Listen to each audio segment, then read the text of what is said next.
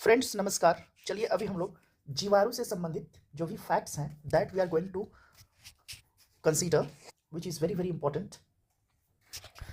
Friends, जीवाणु जंतु है कि वनस्पति? यह क्वेश्चन है। जंतु है कि वनस्पति? तो जीवाणु सरल एवं सूक्ष्म वनस्पति है। जीवाणु एक प्रकार का वनस्पति ही है, वो जंतु नहीं है। जीवाणु एक प्रकार का वनस्पति है। ठीक है फ्रेंड्स, लेट्स सी। सबसे छोटा आवृतबीजी पौधा कौन है? सबसे छोटा आवृतबीजी पौधा कौन है? तो ये है बोल्फिया। बोल्फिया सबसे छोटा आवृतबीजी पौधा है। 1 सेकेंड। ओके, जीवाणु की खोज किसने की थी? ये एंटोनी वॉन लीवेनहॉक। लीवेनहॉक ही सिर्फ याद रख लीजिएगा तो काम चल जाएगा। लीवेनहॉक ने जीवाणु की खोज की थी। जीवाणुओं को पादप क्यों माना जाता है? जीवाणुओं को पादप क्यों माना जाता है? क्यों इन्हें पादप कहा जाता है? पादप क्यों माना जाता है? क्योंकि इनके पास क्या होता है? कोशिका भित्ति पाया जाता है। कोशिका भित्ति जो है पादपों में ही होता है, इसलिए जीवाणुओं को पादप माना जाता है। जीवाणुओं का कृत्रिम संवर्धन, जीवाणुओं का कृत्रिम संवर्धन यानी कि मैनुअली इसको जो है इसका जो है संवर्धन, इसको बनाया जाना, एक तरह से उगाना, इसको सबसे पहले किसने किया था? तो रॉबर्ट कोच ने। रॉबर्ट कोच ने सबसे पहले मैनुअली इसको जो है कृत्रिम संवर्धन किए थे। आधुनिक जीवाणु विज्ञान का जनक किसे कहा जाता है? आधुनिक जीवाणु विज्ञान का जनक रॉबर्ट कोच को कहा जाता है। रॉबर्ट कोच को कहा जाता है। लेकिन जीवाणु की खोज किसने की? तो ये थे वॉन लीवेनहॉक ने। और जब पूछे कि आधुनिक जीवाणु विज्ञान का जनक किसे कहा जाता है, तो रॉबर्ट कोच को कहा जाता है। दूध किस जीवाणु के कारण खराब हो जाता है? ये लैक्टोबैसिलस जीवाणु होता है, इसी के कारण ये खराब हो जाता है। और दूध में लैक्टिक एसिड पाया जाता है। दूध में फ्रेंड्स, दूध में लैक्टिक एसिड पाया जाता है। और दूध में जो प्रोटीन होता है लैक्टोज से बना होता है। दूध में जो प्रोटीन नहीं, जो कार्बोहाइड्रेट होता है, दूध का जो कार्बोहाइड्रेट होता है वो लैक्टोज होता है। ठीक है फ्रेंड। अच्छा, दही में जो भी बैक्टीरिया होते हैं दूध से संबंधित, वो भी लैक्टोबैसिलस ही होते हैं। ओके। अच्छा, भोजन विषाक्तता यानी कि फूड पॉइजनिंग, फूड पॉइजनिंग के लिए कौन जीवाणु उत्तरदायी है? यह है क्लॉस्ट्रीडियम बोटुलिनम। क्लॉस्ट्रीडियम बोटुलिनम एक जीवाणु है जो फूड पॉइजनिंग, भोजन विषाक्तता के लिए जिम्मेदार है। मनुष्य के आंत में पाया जाने वाला जीवाणु, मनुष्य के आंत में पाया जाने वाला जीवाणु है, यह है एसरिकिया कोली। एसरिकिया कोली है। एसरिकिया कोली है जो कि मनुष्य के आंत में पाया जाता है। निर्जमीकरण, निर्जम यानी कि एस्टरलाइजेशन क्या है? किसी स्थान से जीवाणुओं को पूर्णतया समाप्त करने की क्रिया निर्जमीकरण कहलाती है। इसके लिए उपकरणों या यंत्रों को ऑक्टोलेव या प्रेशर कुकर में 110 से 120 डिग्री सेल्सियस पर ताप पर 15 पाउंड दाब पर 15 मिनट रख कर करते हैं। यानी कि निर्जमीकरण या फिर एस्टरलाइजेशन करना है तो उसके लिए क्या करना होगा कि 110 से 120 डिग्री सेल्सियस पर 15 पाउंड के प्रेशर पर 15 मिनट तक रखना होगा। अच्छा, विब्रियो जीवाणु का आकार कैसा होता है? विब्रियो जीवाणु का आकार कैसा होता है? ये कामा के आकार का होता है। कामा नहीं, इसके कहने का मतलब है कॉमा। ये जो दिया है कॉमा, कॉमा के आकार का होता है। कॉमा जैसे दिखता है, ये कॉमा है, इसी की तरह वो होता है। जीवाणु में माइटोकॉन्ड्रिया के समृद्धि अंग को कौन सी संज्ञा प्रदान की गई है? यह है मीसोसोम। Mesosome, mesosome, mesosome.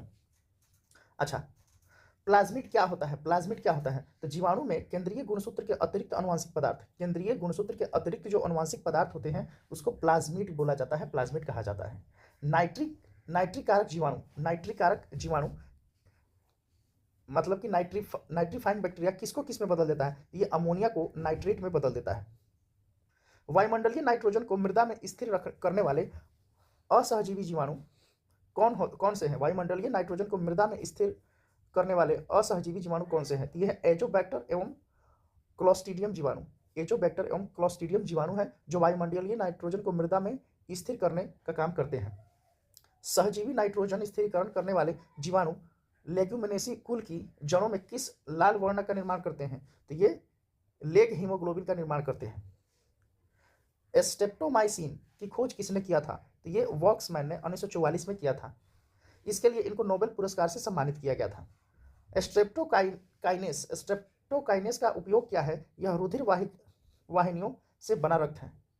बना रक्त का थक्का हटाने में उपयोग किया जाता है। यह फाइब्रिन को नष्ट करता है, यानी कि स्ट्रेप्टोकाइनेस का क्या उपयोग होता है? तो रुधिर वाहिनियों से बना रक्त का थक्का हटाने में उपयोग किया जाता है। मान लीजिए कि हार्ट का प्रॉब्लम है किसी को, तो वो क्या हो जाता है, रक्त का अंदर थक्का जो है जमने लगता है और ब्लड फ्लो जो है बाधित होने लगता है। इसके कारण हार्ट अटैक का खतरा और बढ़ जाता है। इसलिए क्या हो जाता है कि फाइब्रिन को नष्ट करने वाली दवाई स्ट्रेप्टोकाइनेस दिया जाता है, ताकि ब्लड के रुधिर के जो वाहिनियों हैं, जो धमनियां हैं, वहां पे रक्त का थक्का को हटाया जा सके, ताकि ब्लड फ्लो सही ढंग से हो सके।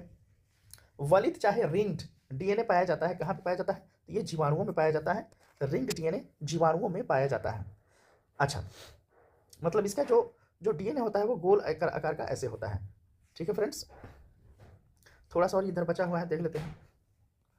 भूमि की उर्वरता को घटाने वाले जीवाणु कौन है? एक जीवाणु है जो भूमि के उर्वरता को खत्म कर देती है, ये इंपॉर्टेंट है, ये है थायोबैसिलम डीनाइट्रिफिकेंस। देखिए, nitrogen is important for the soil, क्योंकि नाइट्रोजन स्थिरीकरण से ही, यानी कि नाइट्रोजनिफाइंग से ही पौधों के जड़ों में अमोनिया को नाइट्रेट में बदलता है, और वो जड़ जो है ऊपर जाता है, अवशोषित होकर जहाँ पे बीज बनता है, वहाँ पे दाल में, अरहर में, जो भी खाने वाला चीज़ है उसमें प्रोटीन का निर्माण करता है। और यहाँ पे कर रहा है क्या, ये डीनाइट्रिफिकेशन, यानी कि नाइट्रोजन को ये तो खत्म कर रहा है, तो ये क्या करता है, भूमि की उर्वरता को घटाने का काम करता है। जीवाणु में प्रजनन की सामान्य विधि कौन सी है? तो विखंडन है। विखंडन एक सामान्य विधि है जीवाणुओं में प्रजनन की। जीवाणु में प्रकाश संश्लेषण क्रिया में हाइड्रोजन दाता सामान्यतः कौन होता है?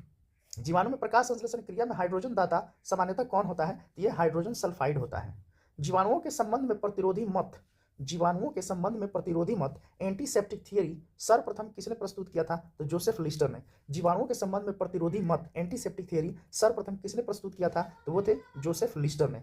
विटामिन बी12 के संश्लेषण में किस जीवाणु का उपयोग किया जाता है? विटामिन बी12 के संश्लेषण में किस जीवाणु का उपयोग किया जाता है? यानी कि B12 बनाने के लिए कौन सा जीवाणु जिम्मेदार है? यह है क्लोस्ट्रीडियम एसिडोब्यूटाइलिकम। ठीक है फ्रेंड्स, इंसुलिन तथा इंटरफेरॉन का निर्माण किस जीवाणु के रिकॉम्बिनेंट डीएनए प्रजाति से किया जाता है? तो recombinant DNA varieties of E coli. Insulin तथा इंटरफेरॉन का निर्माण किस जीवाणु के रिकॉम्बिनेंट डीएनए प्रजाति से किया जाता है? यह है recombinant DNA varieties of E coli के सहयोग से किया जाता है। अब हम लोग कवक वाला पढ़ेंगे नेक्स्ट में। Thank you so much friends.